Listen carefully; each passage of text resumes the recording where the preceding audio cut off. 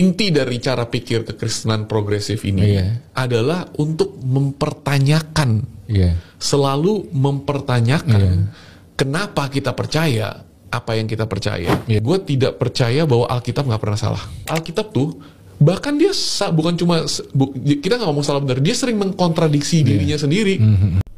Kita ambil yang lebih sederhana, kita jabarin ya. Satu pria satu wanita, betul? Satu pria satu wanita. Bukan pernikahan. Berarti salah itu kan? Tapi kita lupa bahwa di buku yang sama Tuhan memberikan Daud satu laki, istrinya ada 8. Di Alkitab yang sama Salomo 1, istrinya sama selir-selirnya 1000. Jadi yang mana yang benar? Alkitab pun sering bertabrakan bahwa tidak semuanya itu menjadi satu patokan yang selalu dipakai Tuhan di setiap waktu. Dan artinya semua itu kita harus melihat buku itu sebagai buku yang mungkin diinspirasi oleh Tuhan, tapi ditulis oleh manusia dan tidak bisa menjadi patokan hitam putih kayak kunci surga itu bukan di dalam buku yang namanya Alkitab. Menurut saya, apa yang disampaikan oleh Pastor Brian Syawarta ini sangat berbahaya. Orang bilang dia sesat. Saya pikir ini bukan kategori sesat lagi, karena ada orang yang sesat karena tidak belajar.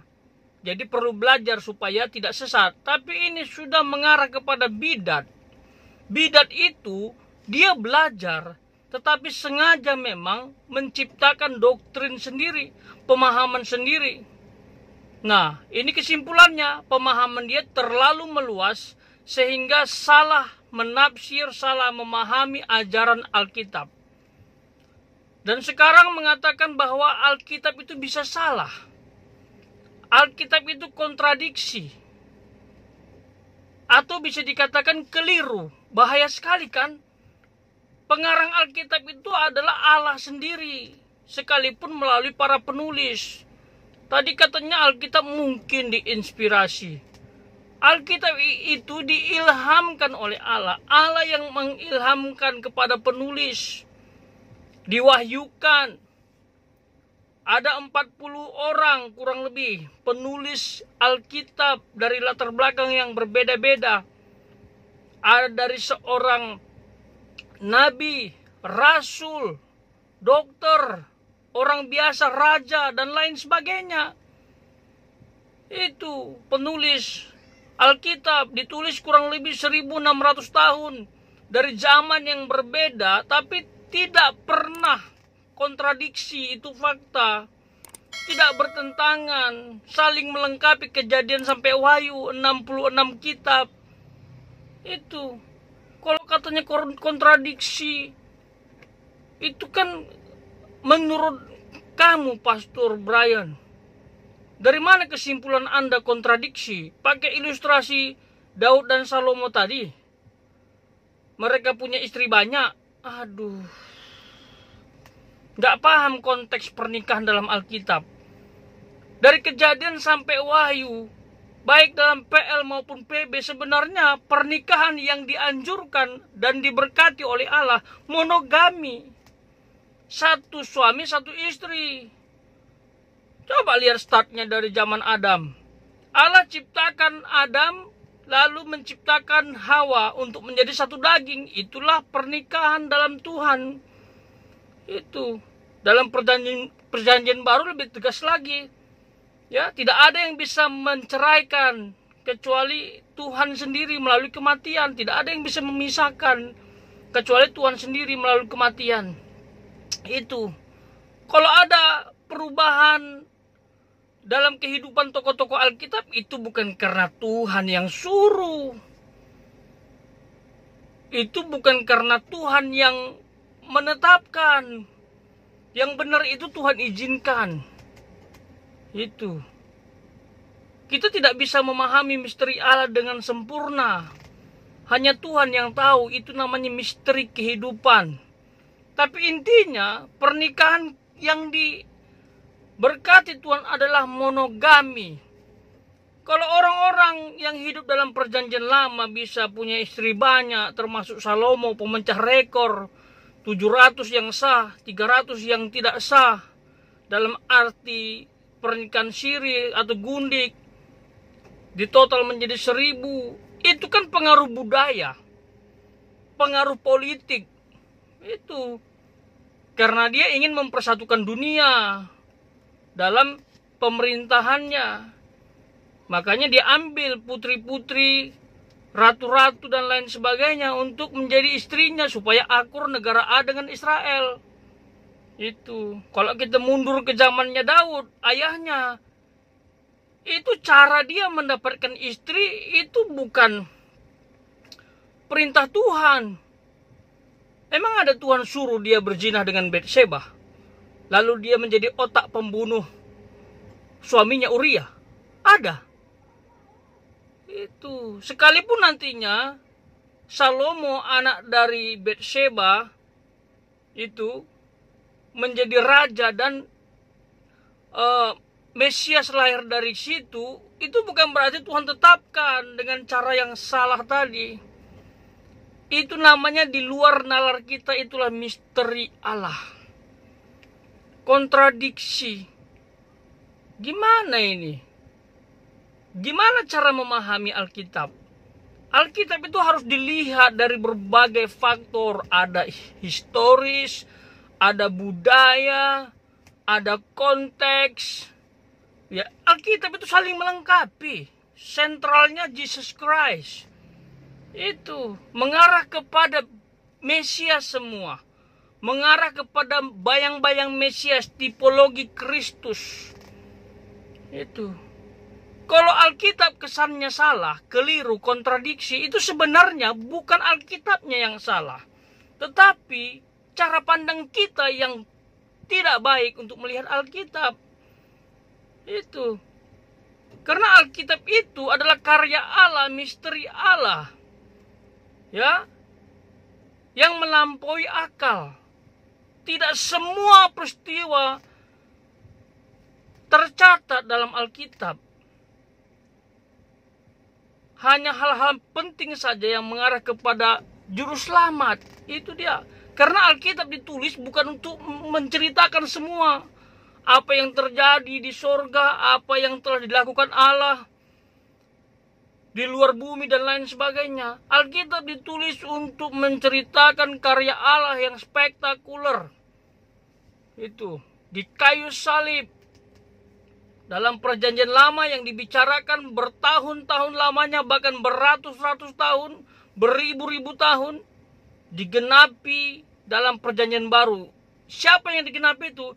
Itulah Allah yang menjadi manusia, yaitu Yesus Kristus.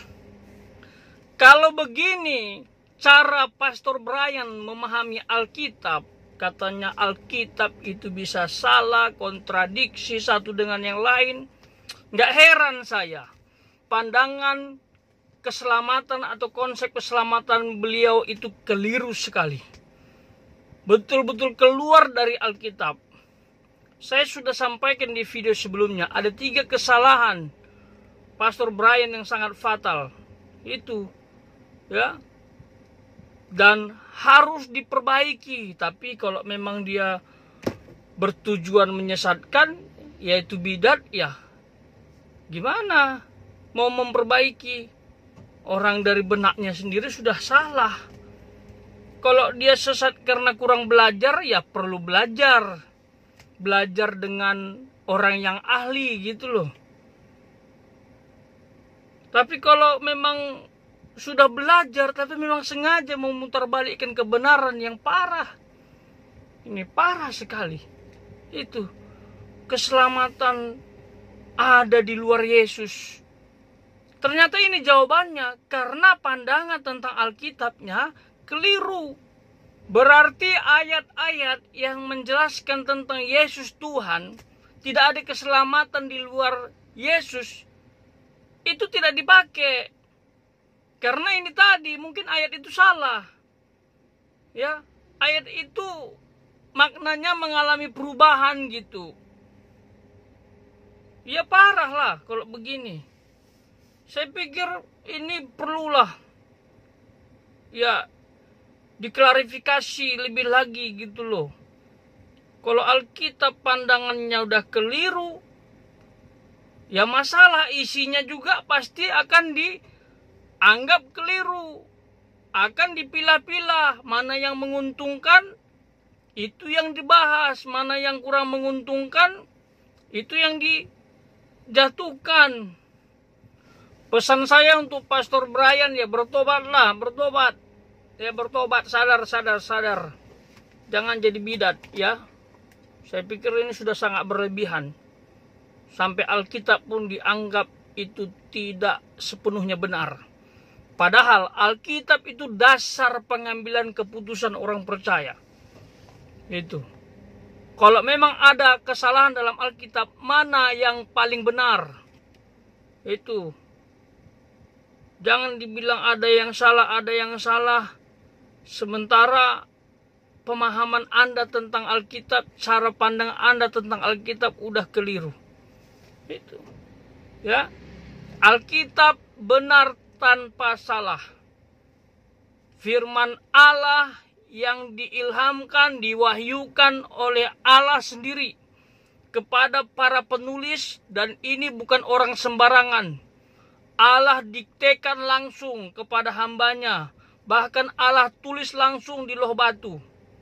Ya, jadi Allah tidak main-main. Jangan jadikan Allah seperti manusia yang bisa keliru. Kalau Allah yang mengawasi, bahkan Roh Kudus yang mengawasi penulisan Alkitab atau kitab, bagaimana mungkin salah? Bagaimana mungkin salah? Kalau Allah bisa salah mengawasi penulisan Alkitab melalui para penulis, berarti itu bukan Allah. Itu. Tapi dalam keyakinan kita, Allah tidak pernah salah mengontrol para penulis yang terdiri dari hamba Allah yang punya hubungan intim dengan Tuhan. Jadi belajar lagi dengan benar, jangan asal ngomong. Ya, kami para teolog yang menanggapi Pastor Brian tidak benci, tidak punya motivasi yang lain atau negatif untuk menjatuhkan Pastor Brian, enggak.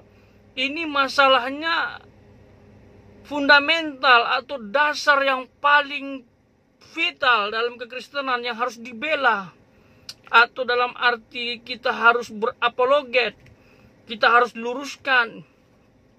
Kalau bukan kita yang meluruskan, siapa lagi? Karena kita ini kan melanjutkan para rasul dan bapak-bapak gereja untuk menyerang itu bidat-bidat yang keluar dari Alkitab. Ini banyak faktor yang menyebabkan orang menjadi bidat. Itu ya, tidak sungguh-sungguh dalam Tuhan, tidak menghargai karya Tuhan. Ya begini, gimana mau dibilang menghargai? Kristen progresif, masa keselamatan di luar Yesus ada? Udah jelas-jelas Alkitab bilang only Jesus Christ, not others, sebagai juru selamat yang bisa menyelamatkan manusia. Itu. Ini penting ini. Karya Allah, inkarnasi itu bukanlah karya yang konyol. Itu adalah karya yang sangat penting untuk menebus manusia, keturunan Adam yang sudah jatuh dalam dosa. Itu. Yang bisa menebus manusia berdosa adalah pribadi yang tidak berdosa. Sementara keturunan Adam semuanya sudah berdosa. Itu sebabnya harus Allah yang inkarnasi. Dia berinisiatif menjadi manusia, supaya dia bisa menebus manusia yang berdosa itu. Itu sebabnya Yesus Kristus mati di salib, bangkit naik ke surga, dan akan datang menjemput orang percaya. Itu hati-hati. Sebentar lagi nafiri dibunyikan, terjadi rapture. Para penyesat hati-hati, tidak masuk dalam pengadilan tahta Kristus nanti. Ada pengadilan tahta Kristus, kita bersama Tuhan dalam pesta reuni akbar. Tuh, hati-hati, masih ada waktu. Kita nggak tahu hidup ini kapan berakhir. Ya, saran saya, bertobatlah. Kembali ke Alkitab, bahwa Alkitab benar tanpa salah. Kalau Alkitab kita sulit pahami, kita harus minta kekuatan Tuhan. Bukan Alkitabnya yang salah, tapi otak kita yang terbatas untuk memahami karya yang tidak terbatas. Itu.